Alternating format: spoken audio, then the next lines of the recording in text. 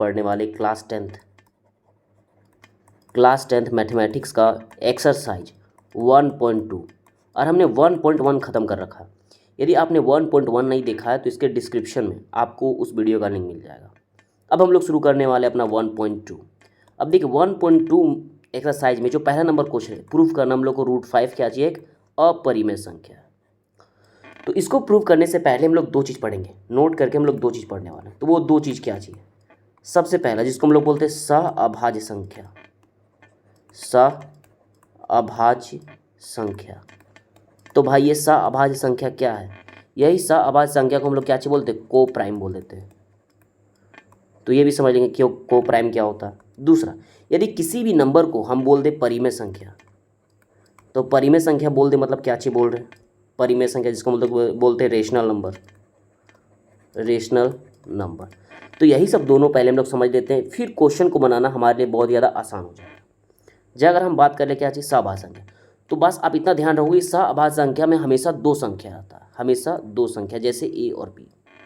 और ये दोनों संख्या का जो HCF होगा वो कितना होगा, 1 होगा। तो इसी को हम लोग क्या चाहिए बोलते हैं, सहअभाज्य संख्या, जिसको बोलते हैं को प्राइम नंबर। तो एक बार हम लोग फिर से समझ लेते हैं। जैसे अगर बात करेंगे यहाँ पे सहअभाज्य संख्या, भाई तो सहअभाज्य संख्या है क्या? तो सहअभाज्य संख्या में दो संख्या रहता है। जैसे हम एग्जाम्पल ले 3,4। अब देखिए यहाँ पे दो नंबर है और ये सब दोनों का अगर HCF निकालेंगे, दोनों का HCF कितना आएगा, 1। अगर साधारण शब्दों में कहें तो सहअभाज्य संख्या में दो संख्याएं होती है और वो दो संख्याएं सिर्फ एक के टेबल से कटनी चाहिए। जैसे अगर एग्जाम्पल ले लें यहाँ पे 5 और कॉमा 6। अब देखो 5 और 6 को काटो, सिर्फ एक के टेबल से कटेगा। जैसे कोई ले रहा है 2 और ले रहा है यहाँ पे 7, 2 और 7, ये खाली किससे कट रहा है, तो ये सब दोनों सिर्फ 1 से कट रहा है। तो बस इतना ही ध्यान में रखना है कि जो हमारा सहअभाज्य संख्या वो क्या होता है, सहअभाज्य संख्या में दो संख्याएं होती हैं जैसे ए बी, और दोनों का HCF मतलब दोनों कितना से कटना चाहिए, तो दोनों सिर्फ कितना से कटना चाहिए, 1 से कटना चाहिए। तो ये हमारा हो गया सहअभाज्य संख्या, जिसमें आपको कोई दिक्कत नहीं होगा। अब अगर हम दूसरा यहाँ पर बात करें जिसको हम लोग क्या चाहिए बोलते हैं, परिमेय संख्या। अगर किसी नंबर को हम लोग बोल दें कि ये नंबर जो है परिमेय संख्या है, जैसे कोई नंबर, जैसे आप बोल दें ए क्या चाहिए, एक परिमेय संख्या, तो अगर ए परिमेय संख्या है तो इसको P/Q के रूप में लिखा जा सकता है, लेकिन एक कंडीशन है, Q0 = 0। आपको नीचे में कभी भी 0 नहीं रखना होगा। जैसे हम बोल दें 5 एक परिमेय संख्या है, तो 5 को P/Q के रूप में लिखा जा सकता है, लेकिन जहाँ पे Q0 = 0। बस ये आपको ध्यान में रखना है। जैसे अगर कोई बोल दे यार कि चलो Z एक परिमेय संख्या है, तो Z को P/Q के फॉर्म में लिखा जा सकता है। बस यही दो चीज़ आपको ध्यान में रखना था। उसके बाद ये सारे क्वेश्चंस हम लोग चुटकियों में हल कर लेंगे। तो आइए हम लोग शुरू करते हैं अपना सबसे पहला क्वेश्चन, और सबसे पहला क्वेश्चन हम लोग सॉल्व करते हैं। चलिए आइए, अब हमारा जो पहला क्वेश्चन है वो सीधे क्या करना है कि √5 क्या चाहिए, एक अपरिमेय संख्या है। तो देखिए इसको हम लोग अगर छोटा सा बात मान लें, अगर यहाँ पे एक लड़का है और बोल देंगे कि ये लड़का क्या चाहिए, बहुत ज़्यादा बैड है, बहुत ज़्यादा बुरा है, बहुत ही बदमाश लड़का है। अब बहुत सारे लोग हैं जो बोल रहे हैं ये लड़का जो है क्या चाहिए, बहुत ज़्यादा बुरा है, बहुत ज़्यादा बदमाश है, लेकिन जब इसके बारे में पता किए तो पता चला यार ये स्टडी में पढ़ने में तो क्या चाहिए, ठीक है, अरे यार ये दूसरे का हेल्प भी कर देता है, अरे यार ये जो लड़का है इसका बात करने का तरीका भी बड़ा मस्त है, अरे यार लड़का जो है ये क्या चाहिए करता है, घर में भी ये क्या चाहिए करता है, सारा काम करता है, अरे ये लड़का जो है वो दोस्तों की मदद करता है। अब ये लड़का को बोला जा रहा था क्या चाहिए, बैड, लेकिन जब इसके बारे में पता किए तो सब ये अच्छा निकला, तो बोल देंगे इसका मतलब ये लड़का क्या चाहिए, अच्छा है।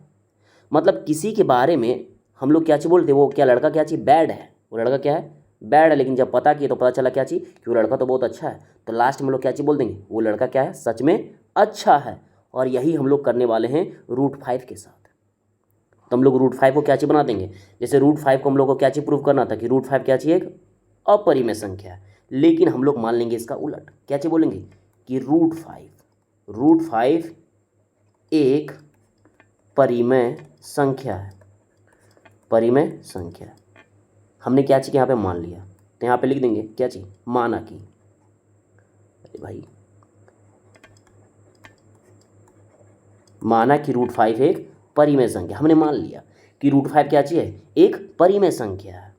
अगर √5 एक परिमेय संख्या है तो √5 को P/Q के रूप में लिखा जा सकता है क्या, बिल्कुल लिखा जा सकता है, जहाँ पर क्या P और Q क्या चाहिए, सअभाज्य संख्या, सअभाज्य संख्या है। और जो Q है हमारा, जो Q है Q not is equal to 0। I hope आप लोग को यहाँ तक समझ में आ गया होगा। जैसे अगर √5 को हमने क्या चीज़ मान लिया, अगर √5 को हमने क्या चीज़ मान लिया, परिमेय संख्या, तो परिमेय संख्या को P/Q के रूप में लिख सकते हैं। और PQ क्या चाहिए, सअभाज्य संख्या है। अगर PQ सअभाज्य संख्या है, इसका मतलब P और Q दोनों खाली किससे कटेगा, खाली एक के टेबल से कटेगा। लेकिन हम लोग यहाँ पे क्या करने वाले हैं, देखिए नीचे थोड़ा सा हम रफ करते हैं। जैसे देखिए P और Q को हमने क्या मान लिया कि P और Q क्या चाहिए, तो P और Q सअभाज्य संख्या, इसका मतलब दोनों खाली किससे कटेगा, एक से कटेगा। लेकिन अभी हम लोग क्या चेक करेंगे, P को भी 5 से कटवा देंगे और Q को भी 5 से कटवा देंगे। अरे भाई, अगर ये सब दोनों सअभाज्य संख्या तो सिर्फ एक से कटना चाहिए, दोनों किससे कट गया, 5 से भी कट गया। इसका मतलब हम लोग को क्या चीज़ मिला, गलत चीज़ मिल गया, हम लोग को विरोधाभास मिल गया। क्या चीज़ मिल गया, विरोधाभास। और ये जो विरोधाभास मिला, ये हम लोग को विरोधाभास क्यों मिला, क्योंकि हमने कुछ गलत मान लिया था। अब गलत मान लिया, इसका मतलब हमने गलत माना था, इसका मतलब हमने जो माना था वो गलत है, तो जो दिया हुआ है वो क्या चाहिए, सही है। तो आइए अब हम लोग इसको बनाते हैं। अब हम लोग इसको क्या चीज़ करते हैं, बनाते हैं। यहाँ पे एक बार पेन का कलर हम लोग चेंज कर लेते हैं, इसको ब्लैक कर लेते हैं हम लोग।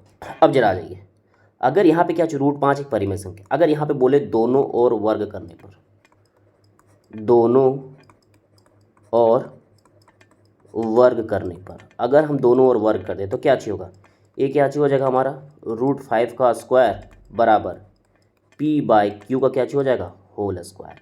अब √5 का अगर स्क्वायर करेंगे तो ये 5 बन जाएगा, और ये क्या चीज़ बन जाएगा, P² बटे क्या चीज़ हो जाएगा, Q²।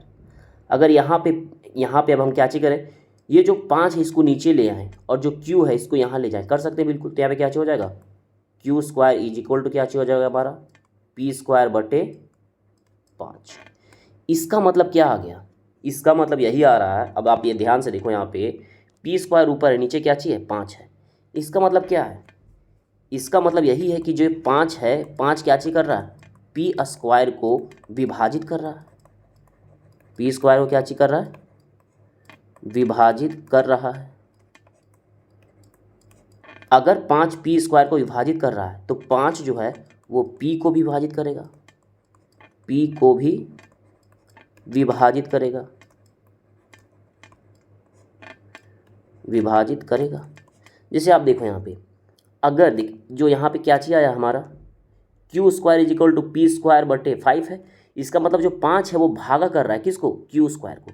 यदि 5 P² को भागा कर रहा है तो जो 5 है वो P को भी क्या चीज़ करेगा, भागा करेगा। यहाँ तक आई होप आप लोगों को कोई दिक्कत नहीं हुआ होगा। अब हम लोग चलते आगे। देखिए अब यहाँ तक हो गया, अब हम लोग आगे क्या करने वाले हैं, तो देखिए हम लोग आगे कर लेंगे। अब क्या चीज़ मान लेंगे, P बराबर 5n, जहाँ पे n क्या चाहिए, जहाँ पे n कोई पूर्णांक है, जहाँ पे n क्या चाहिए, कोई पूर्णांक है। अब जरा देखिए, जो हमने शुरू में इक्वेशन लिया था वही इक्वेशन हम लोग वापस ले लेंगे, √5। जैसे हम लोग ये वाला इक्वेशन वापस ले रहे हैं, ये जो हमारा इक्वेशन था इसको हम लोग वापस ले रहे हैं। अगर इसको वापस लेंगे तो क्या चीज़ हो जाएगा, √5 के जगह पे √5, और जो P है, P के जगह पर हम लोग क्या चीज़ रख देंगे, 5n, और बटे में हमारा क्या चीज़ हो जाएगा, Q। फिर से हम लोग यही करने वाले, दोनों ओर वर्ग करने पर यदि दोनों ओर हम लोग वर्ग कर देते तो हम लोग को क्या चीज़ मिलेगा, इधर हो जाएगा हमारा क्या चीज़, ये सीधे कितना हो जाएगा, 5 हो जाएगा, कितना हो जाएगा 25n² और बटे क्या चीज़ हो जाएगा, Q²।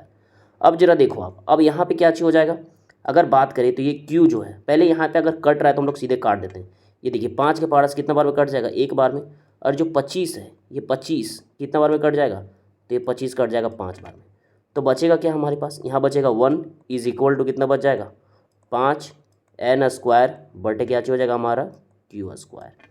तो अगर अब यहाँ पे ये जो Q है अगर इसको यहाँ पे ले जाए तो क्या चीज़ हो जाएगा, Q², और जो 5 गुना में आ जाएगा भागा में, तो क्या चीज़ हो जाएगा हमारा, बराबर क्या चीज़ हो जाएगा, n²।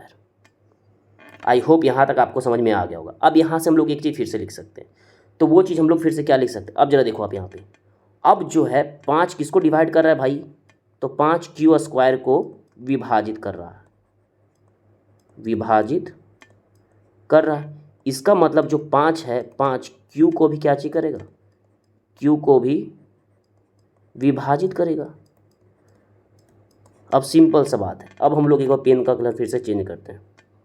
अब जरा देखिए, ये जो है इसको हम लोग मान लेंगे पूरा इक्वेशन नंबर हमारा 2 है, और ये जो हमारे नीचे में था ये, इसको हम लोग मान लेंगे ये इक्वेशन नंबर हमारा 1 है। अब अगर हम बात करें कि 1 और 2 से हम लोग क्या कंक्लूड कर सकते हैं, ठीक है, 1 और 2 से मतलब 1 और 2 से हम लोग को क्या प्राप्त हो जाएगा। तो 1 और 2 से हमें क्या प्राप्त होता है, तो 1 और 2 से हमें मतलब हमें प्राप्त होता है, हमें प्राप्त होता है कि जो 5 है, कौन है भाई, 5 P और Q दोनों को विभाजित कर रहा है, दोनों को विभाजित कर रहा है, विभाजित कर रहा है, यही प्राप्त हुआ। अब देखिए, जो 5 है P को विभाजित कर रहा है, Q को विभाजित कर रहा है। हम लोग को 1 और 2 से पता चल गया कि 5 जो है वो P को विभाजित कर रहा है, Q को भी। लेकिन हम लोग क्या माने थे कि P और Q क्या चीज़ है, सहअभाज्य संख्या है। मतलब हम लोग को अतः हमें क्या चीज़ प्राप्त हुआ, अतः हमें विरोधाभास प्राप्त हुआ, विरोधाभास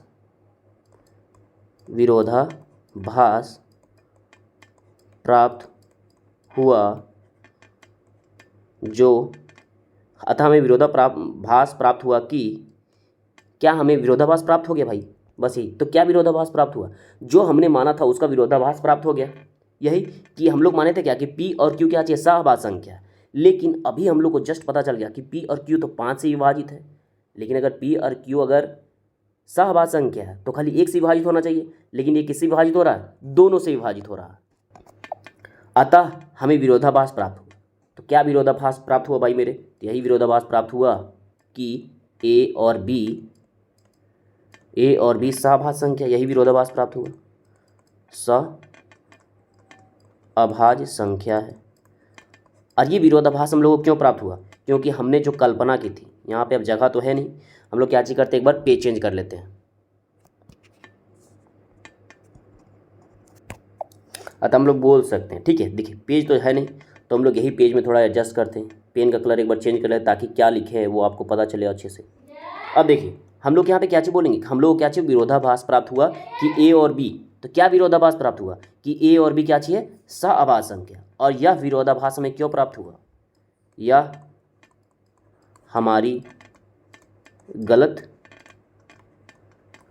कल्पना से प्राप्त हुआ, क्योंकि हमने जो माना था वो क्या चीज़ मान लिया था, गलत